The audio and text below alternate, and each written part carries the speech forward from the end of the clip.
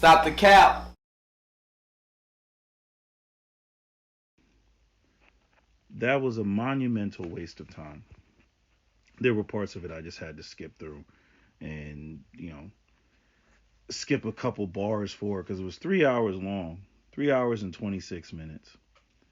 And I'm not saying that Umar Johnson didn't make any points, but he really needs to update his material. He needs to update his shit. And he reminds me of that interview that Dame Dash had on the Breakfast Club where he when he was talking about I took the money and I flipped it. I took the money and I flipped it. Dame, where did you get the money to start Rockefeller Records? We know that you didn't make the money by simply sweeping floors at the barbershop. Where did you get the money to start Rockefeller Records? He was beating all around the bush and, telling people I'm a boss, and you's a sucker ass nigga if you work for somebody else, cause I'm a boss. And I remember how everybody in the comment section, all you typical black people, especially those from the inner city, they were so moved by what he was saying, and again, cause it's anti-system, it's anti-white supremacy. I'm a boss. I'm a boss. I'm getting money. I'm a boss, right? And they were so moved by the shit, but me, I zero right in on the detail.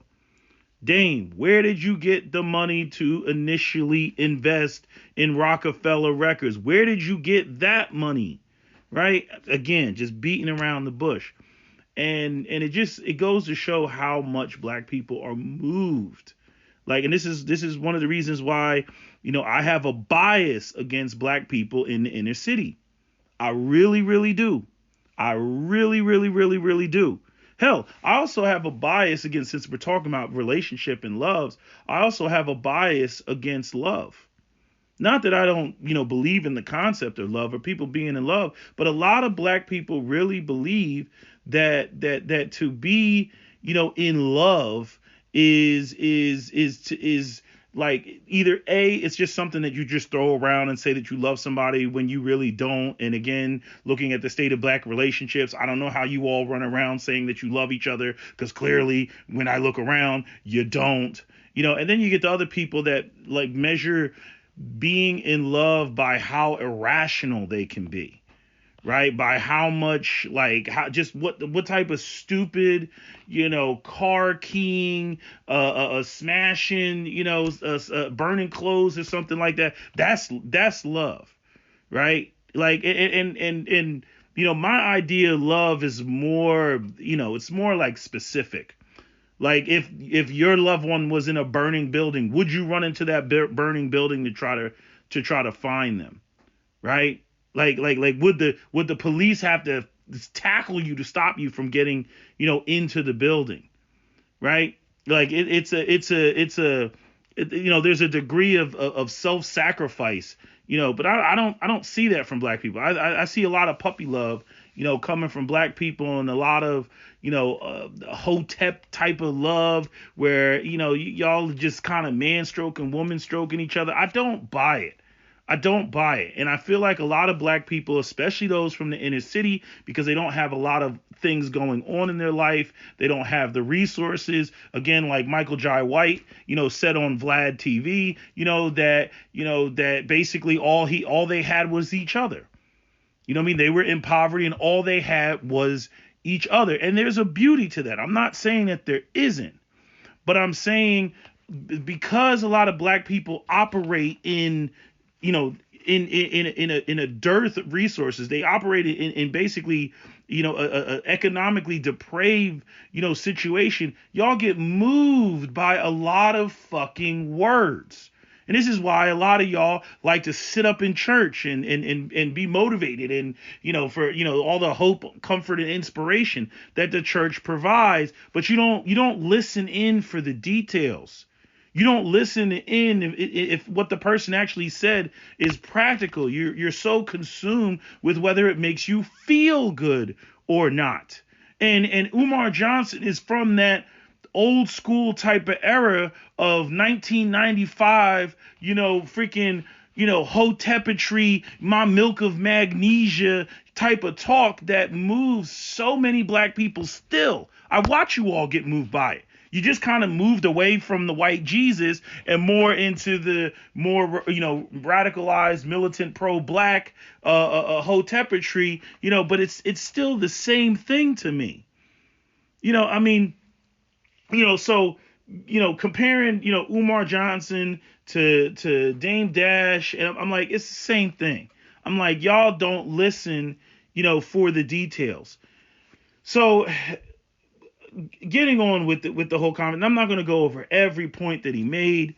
The thing that bothers me with Umar Johnson's conversation, like, is like, we have the numbers, and Umar Johnson doesn't speak with numbers. He speaks with the same canned responses and memes and tropes about black men and black women and black relationships, the same old tired stuff, right? Going into talking about how, black women have trauma and black men have trauma because of, how they were raised by their single mom, and the women got trauma because their daddy wasn't there and they feel neglected. All that being there, I'm not disputing that, but to me, those are things that black people can work through. I think we're all aware of those things.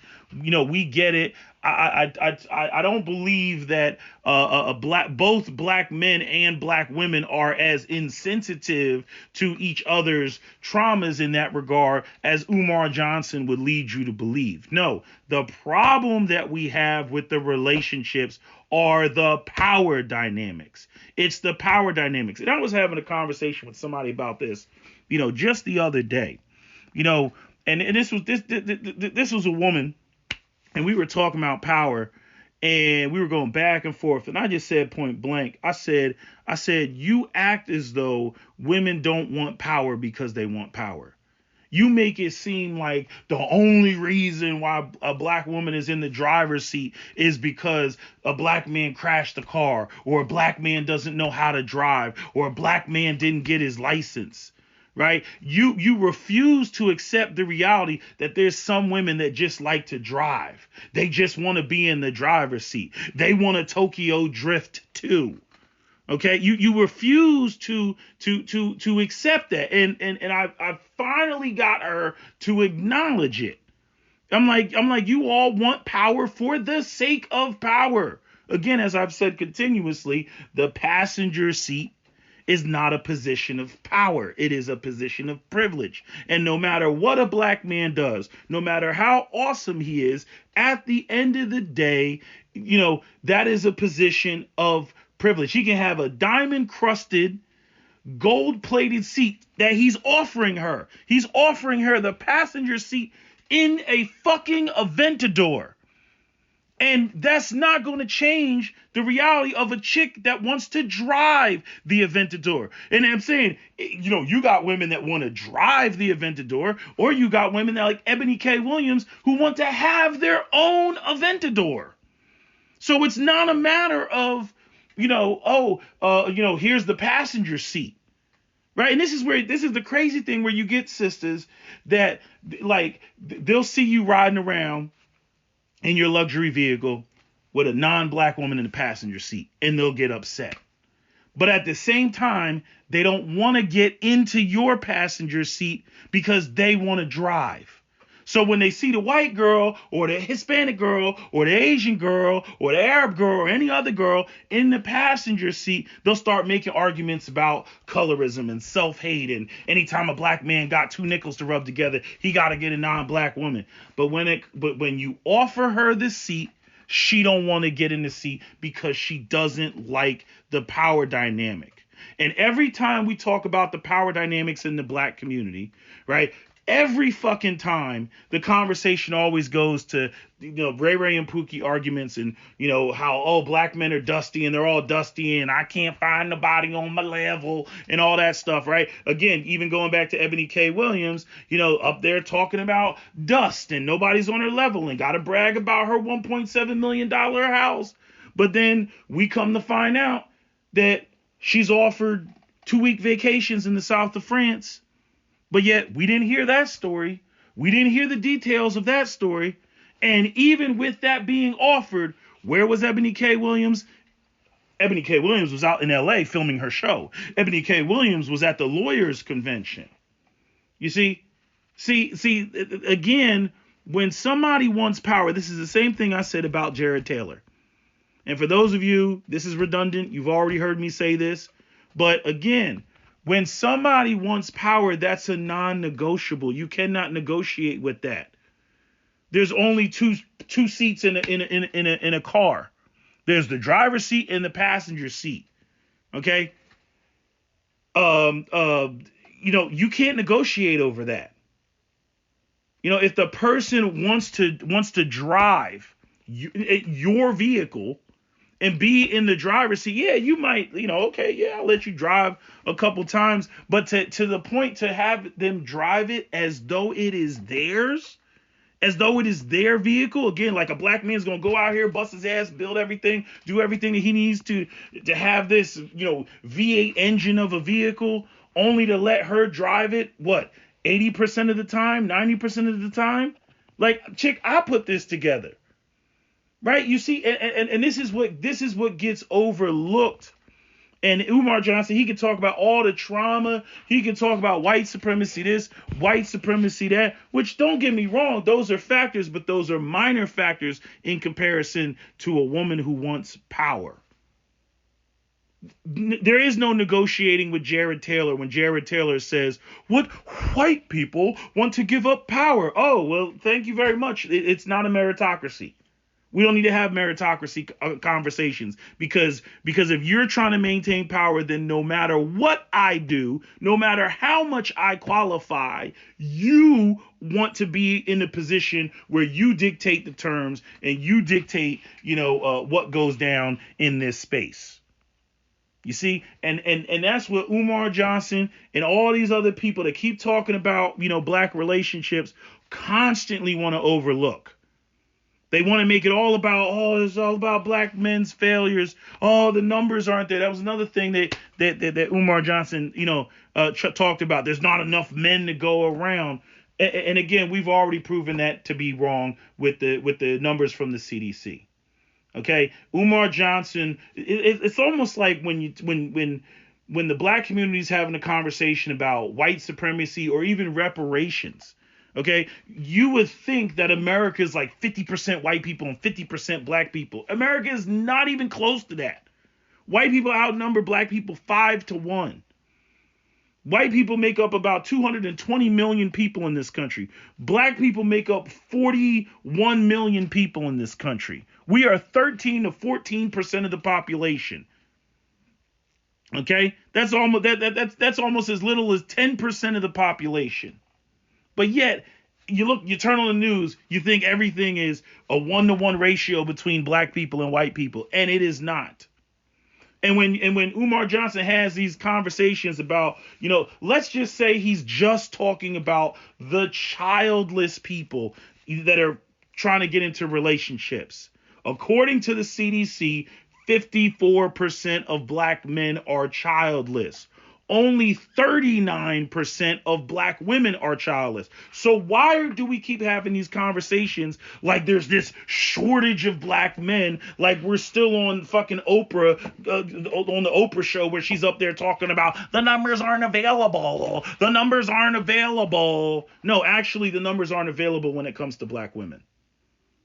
Not to mention that, as I said in my other video, when I tried to figure out when black women were becoming pregnant, 42 to 45% of black women are becoming pregnant before they're age 20. So again, this answers the question of why when I went to college and then I got out of college, because most people graduate college right around 22, and 22 is the mean age, for the average age for, black women, being pregnant, which is 22 years old. 42% of black women are off the market just by being moms. They might be single, but they're moms now. 42% are just, boom, knocked off. And then not only that, we have the situation of 61% of black women being mothers and of the 61%, 59% have kids by more than one man. Now, I don't know exactly what the number is for black men currently that have more than one man, but the trend says that black men have far less, about half as much kids by more than one woman as black women. You can look at the CDC chart and even look at those that have 4 or more kids. Black women, it's about 12%. Black men, it's 7%. Those that have 3 kids, I think it's 7.1 or 7.2%, and the same thing for 4 or more kids. So it was 3 kids, and then it was 4 more kids. It's sitting right there on the CDC. The futures are rare. The Nick Cannons are rare. The Shawty Lows, the Wayne Countries, the NBA Youngboys, those guys are rare.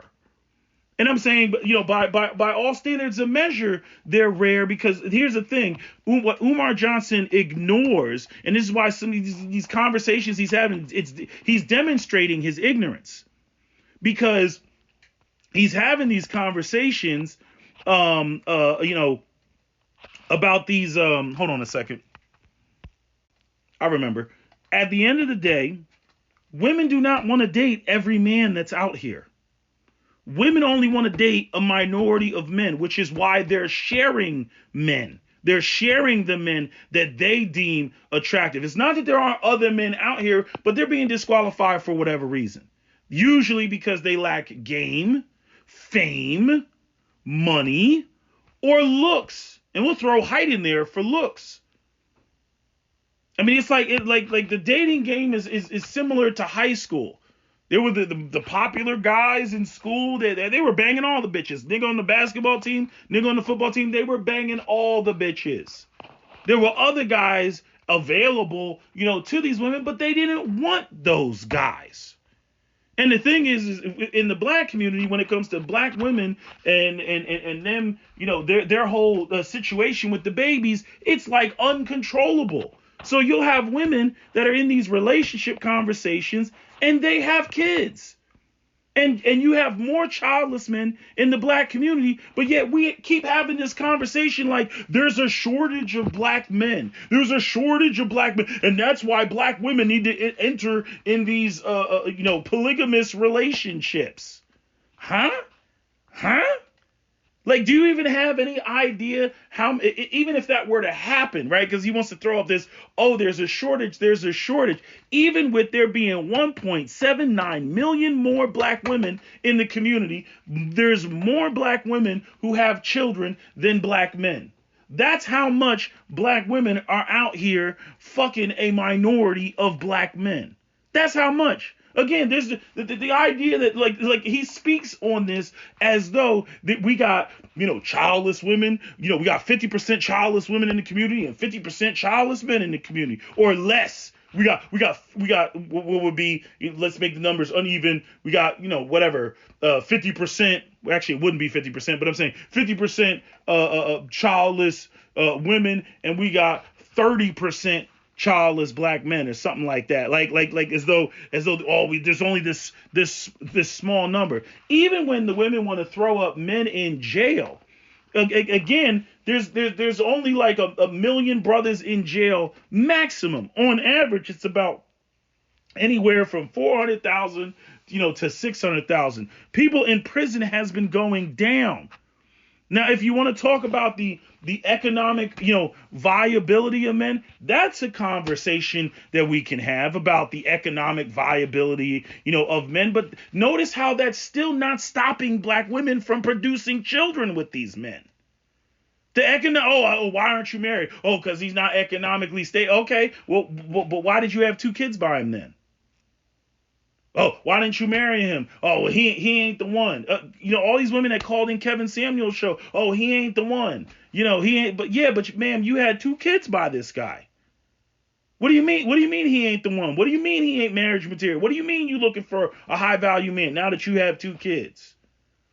See what Umar Johnson didn't discuss in his dating conversation were just how many women out here are looking for relationships but already have used wombs. And childless men are not looking for that.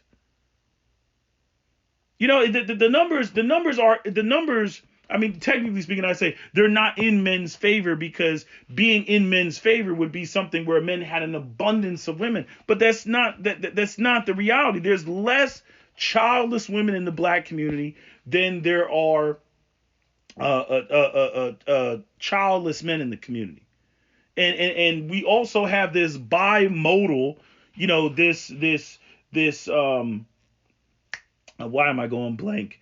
This bimodal distribution, of pregnancies in the black. Literally 50% of black men are having kids in their early 20s, and then the other 50% of black men are having kids after 30. These are the guys, and again, the CDC, I mean, that report lays it out. The black people that are the most educated end up having the least amount of kids if they do have kids. They're the least likely to get married, right? They're those that make more money, those that are more educated. These are the least likely categories for both men and women. This goes right into the movie Idiocracy, where all the black people, right? And this makes sense, right? Because the bar is low. All the black people with no education, all the black people living in poverty, all the black people that have nothing going on for themselves are the ones that are making all of the babies in the black community. And while you get an educated sister that'll jump up, and she'll complain, oh, this niggas ain't on my level, niggas ain't on my level. I don't know why we continue to frame this conversation as though we got an abundance of those women and that every black man out here is a goddamn pookie. And then all the good ones, they're all with white women. They're all over the fence. They're all with other races of women. Hell, looking at the numbers, they should be. Because, again, you got 54% of black men looking for 39% of black women. And then before the age of 22, you have 45% of black women that already have a kid. These men are in their prime, coming out of school, coming out of college, getting their career started, and they literally walk into almost 50% of the black women already have kids. See, nobody wants to have a real conversation. That's why I want the numbers. That's why I wanted the numbers. When y'all be running around talking about I'm looking for a man and everything, as soon as we break out how many of y'all got kids, that whole conversation is going to fall apart. As soon as we point out how many single mothers the whole conversation is going to fall apart.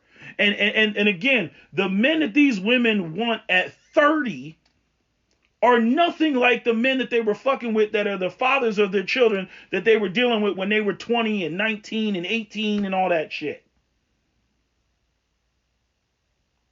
We keep having these dumb 1993 conversations where niggas don't even take the time. Umar Johnson want to run around and say he got a motherfucking PhD, and this nigga don't even go to the CDC to get the damn numbers so that we can have a real conversation about what's going on in the black community as it pertains to relationship.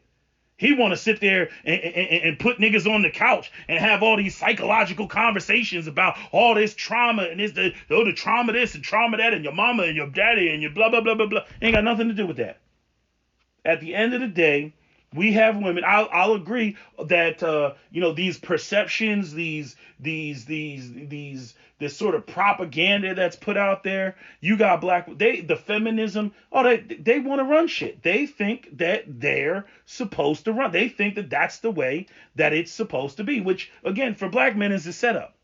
It's a setup. You walk into a situation like that, you're going to be slammed. If you're avoiding a situation like that, the women will say, "Oh, you're intimidated." You can't win. Period. And most of the women that are talking like that are typically those that are going to be over 30 and probably do have somewhat of a career. But again, many of these women, they deal with Pookie. They like dealing with Pookie because Pookie doesn't have any power because his shit's illegal and everything's in his mama's name and he doesn't have nothing going on. They like dealing with that. And they don't like how the power dynamic, like it's like, nigga, who the fuck are you when they come across a brother that's got his shit together? And they avoid that. and then they run around and claim that they done never seen it. I don't know what you're talking about. Well, why is Ebony K. Williams telling us about trips to the south of France? And I'm not saying that every brother can do that, but there again, you got a majority of black men who aren't in jail, never been to jail. You got a majority of black men out here who are childless. See, notice how I can literally say the majority of black men do not have children, which is literally in league of all the other races out here. But what I cannot say is that the majority of black women don't have children. I can't say that. 61% of you all between the ages of 15 and 49 have children. I mean, it's nuts. It's just nuts. And we keep having these circular conversations where people keep framing it. Again, you can't, to sit there and have a 3-hour conversation about black relationships and you're not even framing the discussion. It's like if we're about to play, what are we playing, like blind chess or something like that? I need to know how many pieces I got on the board. Oh, do I have my knight? Do I have a bishop? Where's my king? Where's my queen on the board? Okay, now I can strategize how I'm going to go about finishing this chess game. But if I don't even know how many pieces I have on the board, or I'm blind and I'm blindfolded, I can't even see the pieces. What is the point of sitting around and discussing strategies about how to win the chess game that I don't even know how the pieces are set up on the board? I mean, it's the most retarded shit in the world. And I've seen Umar Johnson do this shit multiple times. For years, this man has been running around talking about these polygamous relationships and whatnot. There's not enough black men to go over. No, there's not enough childless black women to go around. Fuck are you talking about? And this is the same man that sat up there, talking, he would talk about colorism and shit. And he's up there talking about, this is the same man. And to my biracial sisters, you are African until proven otherwise. You are African until proven otherwise. What? Just nonsense. And, I was going to make a video. I got 2 women. What is this? I'm at 27 minutes. Okay, I'll put the pictures up. I was going to make a video because I've seen this. It's been floating around the internet of a sister. She was, very attractive, beautiful young lady. She was at a hotel. She went to the front desk and, there was a black woman working at the front desk, not a black man, a black woman, not a white person, a black woman at the front desk and said she's pretty for a black girl. Now looking at the chick, hair's done, makeup's done, just all that. Everything is just where it needs to be. The makeup's not overdone. She looks pretty, right? And then I saw another video that had a sister that was talking about her hair is natural, right? And which is like, I don't have any problem with natural, but the whole thing is it's how she's presenting it. I don't know why you sisters do this. I don't know why you all having natural hair has to be a political statement, right? But these are 2, dark skinned women. And then I'll throw in the other third woman that was like, I guess there was another clip and, she was talking about the same subject. But notice how these other 2 women don't have any makeup on. Right? And she's like, this is my final form. I'm like, really? This is your final form? Now, me, I would drag in probably, how are you dressed, your outfit? Like, it's like sisters don't know how to present themselves. It's like when men look at you, they are looking at the whole package. There's no just one disqualifier. But every time the sisters come through, why does you being natural always have to be you being au natural? Why does it always have to be you being au natural? Why can't you be natural and feminine at the same time? Why can't you be natural, wear your hair natural, and put some makeup on like the first chick? Why does you being natural all like we never get to see that? Why does you being natural always have to look like some 10,000 BC shit, or look like some homeless shit, or look like you got pneumonia and you just rolled out of the bed? Why does it always have to look like that? How come you can never have on the makeup, the tight black dress, the fucking stockings, the heels, the open-toed shoes? How come we don't never get that whole ensemble anytime you're natural? Niggas be out here fucking with bald-headed bitches when if they all cute and they got it all going on and they wearing the midriff top like Aaliyah, and you see all just everything going on and you like, damn, that bitch is looking good. But y'all don't present like that, and there's a lot going on there. There's laziness going on. There's internalized self-hatred going on there. You know, where this is my final form. I'm like, really? That's how you went to prom, right? That's how you doll yourself up. That's how you get up and walk out the door. Like, fuck out of here. That Kevin Samuels fresh face out the shower, type of shit. First off, you wouldn't go on a date like that. You know what I mean? So why are you making videos like, see, I don't like it's such a trick bag. They don't like my natural hair. I'm like, you just got this plain face going on. You know what I'm saying? You gotta, throw some femininity in there, soften that shit up. You know what I mean? That's like the difference between a nigga that's just been fucking growing his, like, he's like just not giving a fuck for 3 months and he's just growing his hair out and everything, versus him with a fresh cut and a fresh lineup, and the barber just got him looking crispy, and he's got a beard or a 5 o'clock shadow, but the shit is just lined up. You know what I'm saying? It's like, yeah, both of them, he's got both of the images, he's got hair, he's got facial hair, and he's got a beard, and he's got, the hair on his head. He didn't shave it all the way down to nothing. But there's a difference when he's lined up and he looks like he just came from the barber shop.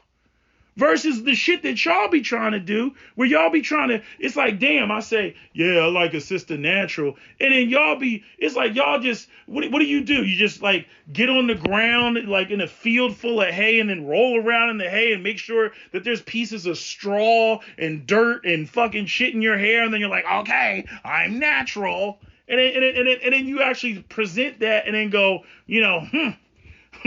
how do you not like this? It must be self-hate.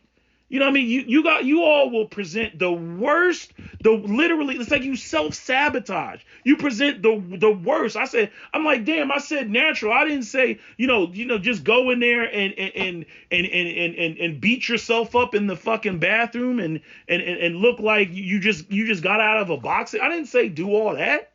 Y'all be self-sabotaging. And I don't know why you all do it. I can't really figure out why you all do that shit.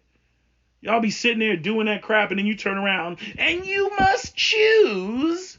You must choose, Anakin. It's like, wait, what am I? Choose what? What am I choosing?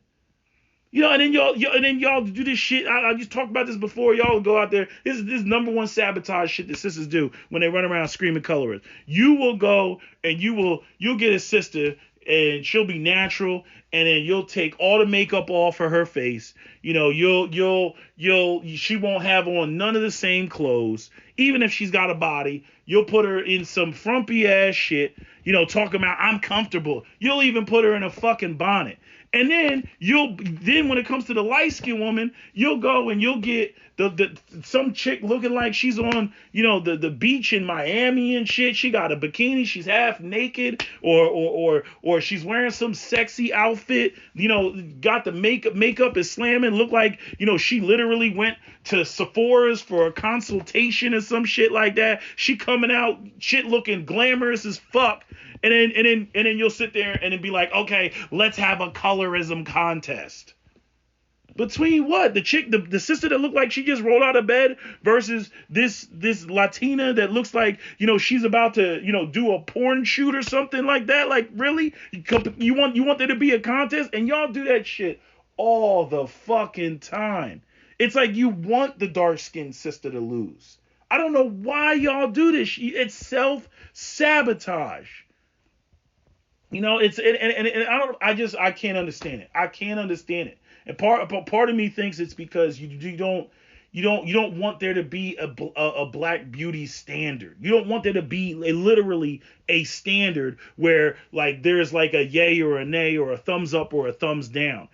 Anytime you want to, like, in other words, you want this woman to be accepted, but you don't want there to be some sort of black beauty bar that she has to meet, where in that situation, if she doesn't meet it, then like she's out, and she's legitimately out. You want to keep it ambiguous and vague so that anytime a dark-skinned woman gets rejected, you can jump up and say it's colorism or self-hatred. Because there's no, it's like, she's dark skinned and but she didn't, I mean, her hair's not really styled. She's not freaking wearing any makeup. I mean, just nothing. She just looked like she rolled out of bed. Well, this is how black women naturally look. And then literally take that woman and compare her against, all these other non-black women that they don't look like what you're presenting, in the morning when they get up out of bed. They don't look like that. They gotta go in the bathroom and beautify themselves, and a nigga sitting on the couch for fucking, half an hour to 45 minutes until she gets ready. Why do y'all do that? Y'all be trying to present the most homely looking women ever. You know what I mean? And that don't even put in an ounce of effort. Reminds me of freaking For Harriet when she did that, video with the woman with the bonnet on talking about freaking what the hell was she saying? Yes, I need to see more of this, more of this. You know what I mean? And it's like the difference between when Derek Jackson's ex-wife, when she did her Tell All tour. And she did her interviews, and her makeup was on, and the makeup was same. I was like, yo, this chick is pretty. But she wasn't pretty when she was up there talking about the helmet of salvation, the breastplate of whatever the fuck she said it was, the breastplate of Jesus. When she was up there talking that dumb shit, you know what I'm saying? She did not look good. It was like, damn, Derek all over here, he all built and muscular. Yeah, I believe he cheated on her if that's how she's walking around the house looking every goddamn day. Not saying that everything is about looks, but I'm saying if you can't look good for your man, and then the other bitches out here that are not your man are looking good for him, you know what I mean? Bitch, you gonna lose. You know what I mean? The helmet of salvation. You know what I mean? But then she had that other picture, and I posted it up on the community tab, I think, one time. I was like, this is a good-looking black woman. I don't care how you want to break it down. This woman is good-looking. But you couldn't see that with all her bonnet of depression bullshit that she had going on. I mean, just nonsense. But anyway, going back to the chick in the video, where she's up there, talking about, I don't know why people say, pretty for a dark skinned girl. Yeah, because how many are actually looking like her? How many sisters on a daily basis do you see walking around looking like her? Makeup in order, hair in order, outfit in order, weight in order. We got a 60%, going back to the numbers, 60% overweight issue in the black community. You know what I'm saying? 60% overweight. No. I'm sorry. No. What is it? It's 80% overweight, 60% obese. That's what it is in the black community as it pertains to black women. And then throw, 61% of black women are moms in the black community. Black men don't have anything to pick from. It's the other way around. But again, we want to continue to have these conversations. Like every black woman out here is a Michelle Obama or a Condoleezza Rice or Ebony K. Williams, and all the black men out here are Dusties and Ray Rays and Pookies. Anyway, that's all I got to say. That's my video. SWP out. Don't forget to comment, share, like, and subscribe. I could go on and on, but I just want to end this video because I'm just like, we're just having the same conversations with no numbers. With not even a guesstimate of what's going on out here. And again, like I said, that CDC report, and you can do your own research. That shit changes everything. One conversation I'm not going to listen to coming from sisters is that there's a shortage of brothers. Fuck out of here. Fuck out of here. Because it damn sure ain't no shortage when it comes to y'all producing babies. Y'all can somehow y'all can find enough niggas to get pregnant by.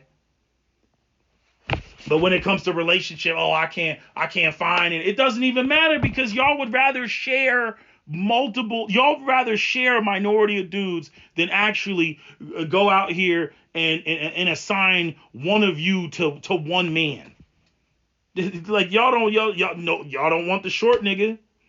Y'all don't want the nigga not making 6 figures. Y'all don't want the nigga that's working a 9 to 5. You know what I mean? I mean, what else don't you want? Y'all don't want the dude that ain't got no game, ain't got no swag, ain't got no charisma, ain't got no fucking street clout. Like, y'all criteria is insane. But see, that's not what's being said. What's not being said is, black women are too goddamn picky. No. What's being said is there's an actual shortage of black men. I would rather accept that there's a shortage of all of you all getting a black man making 6 figures, who's 6 foot tall, with a 6-pack, driving a 6 Series, and living in a $600,000 home. Yeah, absolutely there's a shortage of that shit. Abso-fucking-lutely. But a shortage of black men across the board, and that's another thing that irritates the fuck out of me. It's like what they did with that. There's only 3 black men for every 100 black women on that ABC special. So they literally went through and disqualified all 97 brothers, just disqualified them and only left 3. But when it came to the black women, all 100 of them were eligible bachelorettes. This is the type of bullshit that is done. This is the type of math that Umar Johnson is doing. And we got armies of fucking single moms out here. And the brothers that have exercised the maximum amount of discipline, the maximum amount of educational discipline, and going through all the things that they have to go through academically and career-wise to get to where they got, that somehow they should be out here accepting, women, who gave themselves to some other dude that doesn't, whose accomplishments don't even hold a candle to what he's accomplished. Because remember, all these women want to date up. They want to date hypergamously. They want to date, men that make more money than them and drive better cars than them. Until they realize that they can't control any of that. That's the caveat. If they can control all of it, then hell yeah, they'll deal with them. But if they can't control it, if they you too much of a patriarch. I see that you have Eurocentric belief system. Why? Because the man wants to control that which he built, the foundation that he built. He's adding you to his program, chick. You're not adding him to yours. You know what I mean? Again, going back to that cat food clip with that woman, he assumes the position. He becomes king of the household. And as Cap swiftly responds, men do not become kings in other people's castles. This is why this community is so ass backwards. It's the power dynamic. All this other ancillary bullshit is just that. It's bullshit. Because none of that can be worked through once once it's stated that, what basically the woman wants power in the relationship. And again, to sit there and lie and say that the only reason a black woman wants power is because some black man somewhere failed, that's cap. That's 100% a lie. Especially when you look at the way that these women try to justify, their leadership. Because if it's not black men failed and that's why we're in the driver's seat, then it turns into in ancient Africa, the black women were riding zebras, leading black men into battle. Queen Azinga, Queen of Sheba, we were rulers. We were Queen Hatshepsut. We were ruling shit. We were running shit. The black community, Africa is matrilineal. It is not operate in patriarchy, which is a lie. You know what I mean? But you see all of the hotepetry that they try to present. to try to get, black men to function and operate differently because, oh, they love white male patriarchal responsibility. They absolutely fucking love it. What they don't like is, the aspect of control that comes with it. What they don't like is the leadership that comes with men taking on the responsibility. I'm like, y'all ain't getting past me. Y'all ain't getting past me no more than Jared Taylor and his bullshit when he dives into talking about meritocracy. I'm like, dude, you already fucked up. You done already let it slip. What white people want to give up power? I wish I still had that video. What white people want to give up power? I'm like, why are we sitting here talking about high IQs, low IQs? Because you just got finished saying you ain't trying to give up no motherfucking power. It's not like as if black people were to go out here and accomplish and achieve and get straight A's in universities, that all of a sudden white people would be like, you know what, black people, you beat us fair and square. Here's the keys to the ship. No. Again, those articles that were written about Asian Americans, ghost of white people past, and that other article that was recently written because all the Asians are crying because they didn't listen to black folks and bitching about affirmative action at Harvard when they already make up 25% of the goddamn population. And those neighborhoods out in California where white people, it's too Asian over here. Too many tiger moms. Oh, my kid can't compete. I'm going to have to go to a less competitive school district so that my little Johnny and my little Rebecca can shine. They don't want competition. It's not a meritocracy. It is a room of smoke and mirrors to get you to think that it's a meritocracy. The illusion of inclusion. The illusion of the idea that they would actually let you win fair and square. No, bullshit. No, it's not about that. It's about them maintaining power, socioeconomic and political dominance, where they get to set the tone, set the pace, and define things. Define what is status, define what is class, define what is wealth, define what is successful. Right? That's what they do. But, the Asians, they felt for the okie doke. And personally, I'm glad that we're no longer in the conversation. Take that shit up with white people. Because we tried to tell you what the deal was. And unfortunately, those type of dynamics are exactly the same in the black community with black women. It's exactly the same. So, I'm done. I said I was going to be done. I'm done. But anyway, that's my video. SWP out. Don't forget to comment, share, like, and subscribe.